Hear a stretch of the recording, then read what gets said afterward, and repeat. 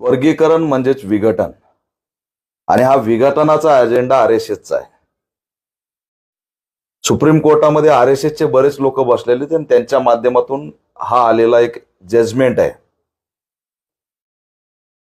आणि पुन्हा आम्हाला सांगितलं जातंय हा निर्णय वाचून दाखवणारे BR गवई आहेत जस्टिस, ते तुमचे आहेत. म्हणजे आरएसएस पुन्हा नवा महापुरुष घडवायला निघाली. हा ते BR असतील पण BR आंबेडकर नसतील. BR आंबेडकर देणारे होते, घेणारे नव्हते, फूट पाडणारे नव्हते, कुणाचं भावलं होणारे नव्हते. त्यामुळे आरएसएसने किती आमच्यावर नवे महापुरुष लादायचा प्रयत्न केला, आम्ही लादू देणार नाहीत.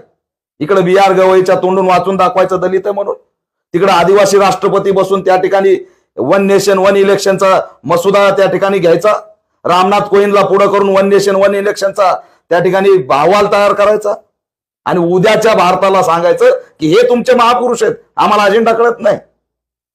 हे व्यापक धोरण आहे संविधान बदलण्याचं आणि आरक्षण बदलण्याचं. लोकांना कळत नाही असं नाही.